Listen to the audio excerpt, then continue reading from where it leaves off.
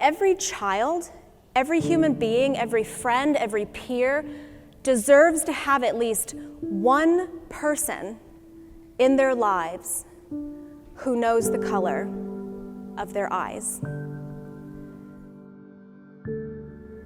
And that's the human connection that transcends trauma, helps people overcome, and instills a level of resiliency that's completely life-changing.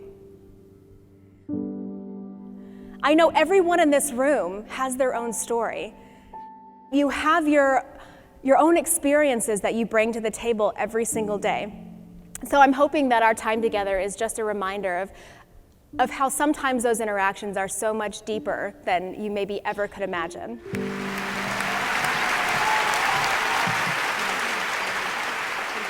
After spending almost a decade in foster care system, Ashley is the author of an international bestseller. She not only survived, but thrived, telling her story in her memoir, 3 Little Words. 3 Little Words is in development to become a major motion picture, and now Ashley has released her second book, which is called 3 More Words. She's been featured on Montel Williams' Good Morning America, and most importantly, on the 99-cent Cool Ranch Dorito bags. She is dedicated to her nonprofit, the Foundation for Sustainable Families. Her story, education, and personal experience give Ashley a unique experience. Ashley was named International Woman of the Year and was one of Glamour magazine's top 10 college women. Ashley has been featured on CNN, Good Morning America, The Today Show, and hundreds of other television, radio, print, and social media outlets. That passion for what you do is what's going to be that game changer. It's not enough to complain about something if you're not willing to be a part of the solution.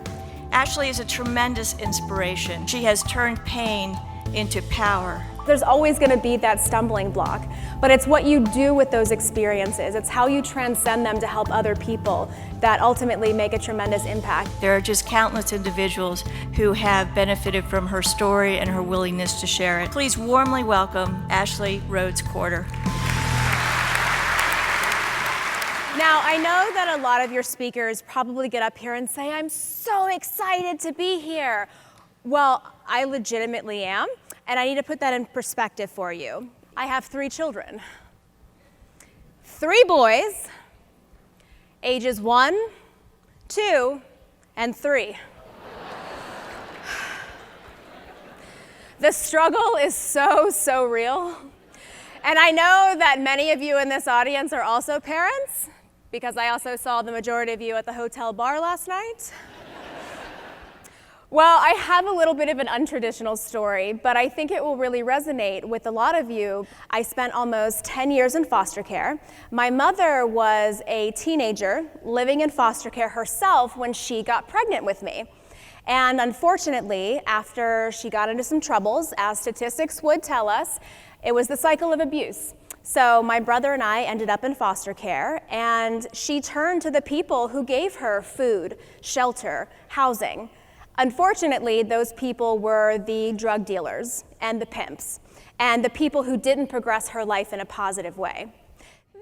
There is always a way to overcome even the most frustrating circumstances.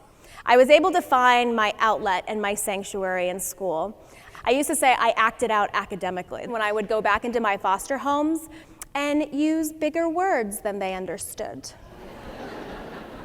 And I think everybody has a variety of coping mechanisms that they use to get through their daily lives, to get through their struggles. So you have to be able to recognize within yourself, what are you processing? What's affecting you the most? Do that internal inventory to really understand what you need to identify to make yourself more productive. Unfortunately, my mom was never given that guidance. She didn't have anyone to steer her in the right direction. So my brother and I spent over a decade in foster care. I had 14 different foster homes, and I later learned that almost 25% of them were or became convicted felons. Whoopsie tootsies. That's what I would call an operational oversight. I know some of you are like, God, Ashley, way to bring it down. There's a saying that you can never hate someone if you know their story. So even with all of the people in my life that have wronged me, it's been so interesting to understand their stories and their backgrounds and why they're bringing that particular attitude to the table. And sometimes inspiration and that life-turning moment comes when you least expect it. It comes in a really scary package. It comes when you didn't even think that you were ready for it. I was really curious who could have made the biggest difference in my life. So I went through and I started counting all of the supervisors, all of the signatures, all of the different professionals that interacted with my case. And ultimately, it was something like 54 caseworkers, 23 attorneys, 17 psychologists, psychiatrists, and therapists, 5 guardian ad litem staff, 4 judges, 4 court personnel, 3 abuse registry workers, 2 primary caseworkers, and then ultimately, this volunteer. So in the end, this one woman, who was the only person not paid to take care of me, was the only one who believed me when I said I was being abused. She got me out of those abusive situations and ultimately found me the adopted family that transformed my life. That is the power of one person. I think what's really poignant about all of this is that you may not realize that you're a social worker. You actually have tremendous people skills, social work skills, and these are things that you use in your lives every day.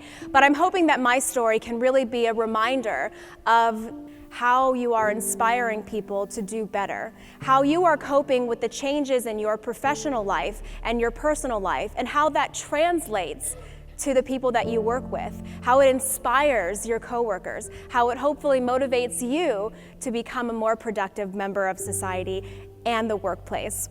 If you're able to really recognize and appreciate that you have an opportunity to make a tremendous difference for at least one person, that's huge. I want to thank you for everything that you have done, are doing, but most importantly, what you will be doing.